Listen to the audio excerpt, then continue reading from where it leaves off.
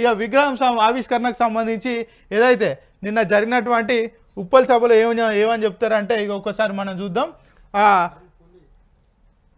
ఉప్పల్లో నిన్న ఏమంటారు, తెలంగాణ తల్లి విగ్రహానికి ఆవిష్కరణకు మహిళలందరూ కూడా రావాలి, రాకపోతే మీకు ఉన్నటువంటి లోన్స్ ఏవైతుంటాయో అవి క్యాన్సిల్ చేస్తాం అని చెప్తారు. ఇక ఇక్కడ చూద్దాం ఒకసారి మహిళలకు సంబంధించి వాళ్ళను ఏ విధంగా బెదిరిస్తున్నారు, మీటింగ్లకు ఎట్లా రమ్మని వాళ్ళను బెదిరింపులకు లోబడుతున్నారని ఒకసారి విందాం. ఎందుకంటే వినాలి ఖచ్చితంగా. మరి తెలంగాణలో మరి మీటింగ్ వచ్చేటోళ్ళు అంతా ఏ విధంగా వస్తున్నారు, మహిళలకు సంబంధించి వాళ్ళను ఏ విధంగా బెదిరిస్తున్నారు, మీటింగ్లకు ఎట్లా రమ్మని వాళ్ళను బెదిరింపులకు లోబడుతున్నారా చూద్దాం. ఒకసారి ఏందనేది ఒకసారి చూసి పెట్టే ప్రయత్నం చేద్దాం. Good afternoon to all. Monday రోజు సీఎం మీటింగ్ ఉంది సికింద్రాబాద్ పరేడ్ గ్రౌండ్లో. అన్ని గ్రూప్స్ల వాళ్ళు అటెండ్ కావాలి. మనకి డిమార్ట్ దగ్గరికి బస్సు వస్తుంది. వచ్చిన వాళ్ళకి మనీ కూడా ఉంటుంది. మనీ ఇస్తున్నారని ఎక్కడ చెప్పకండి. గ్రూప్స్ వాళ్ళకి వచ్చినందుకు ఇస్తారు.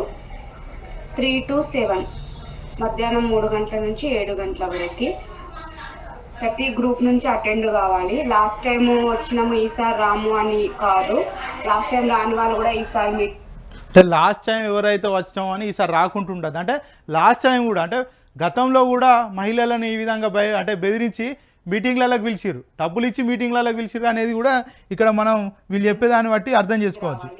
లేదు అంటే ఆన్లైన్ వర్క్ ఏది ఉన్నా నేను మీ దాకా రానివ్వను. నాకు ఫుల్ మెజారిటీ రాకుంటే అంటే మీటింగ్ రాకపోద్దని రాకుంటే ఎవరు ఉండద్దు. ఒకవేళ రాకుంటే మీకు సంబంధించిన పే పనులు కూడా కావని చెప్తున్నారు.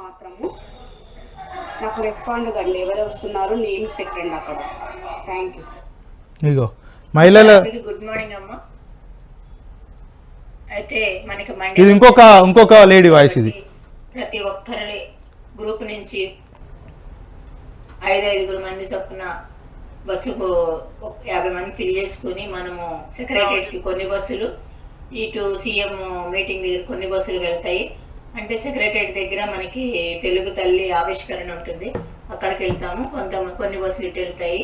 కాబట్టి అవి 1 గంట ముందు బయలుదేరి వెళ్ళిపోతాయి. శ్రీధర్ సార్ ఇన్ఛార్జిగా ఉంటాడు ఆ 20 బస్సులకి. మిగతా బస్సులో మనం అందరం ఉంటాము. కాబట్టి ప్రతి బస్సు ఖాళీగా ఏమి ఉండకూడదు.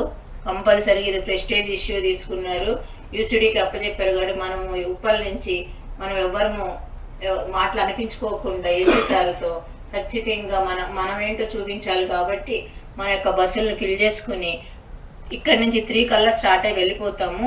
మీరు లంచ్ చేసుకుని వాటర్ బాటిల్ తీసుకుని రండి.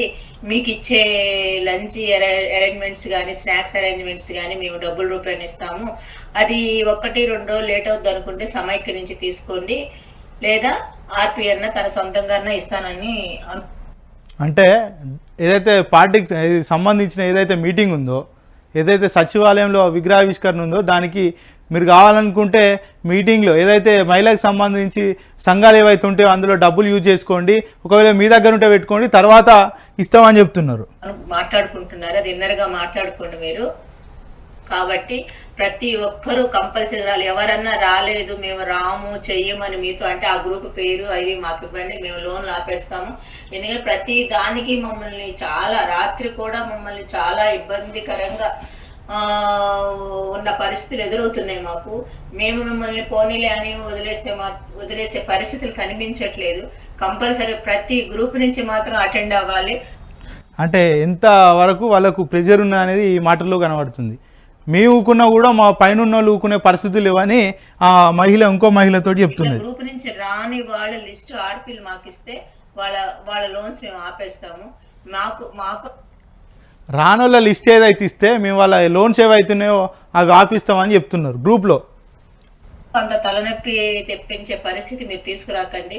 ప్రతి ఆర్పీ కష్టపడాలి. అట్లాగే ఓబీలు కూడా మీరు ఈ ఆర్పీని సపోర్ట్ చేసి బస్సుని ఫుల్ చేయాల్సిందిగా తెలియజేస్తున్నాను. కాబట్టి మనము సోమవారం రోజున 3 గంటల కల్లా ఇక్కడి నుంచి మూవ్ వెళ్ళిపోతాం. అంటే మీరందరూ 2 గంటల కల్లా బస్సులో చేరితే 3 కల్లా వెళ్ళిపోతాము.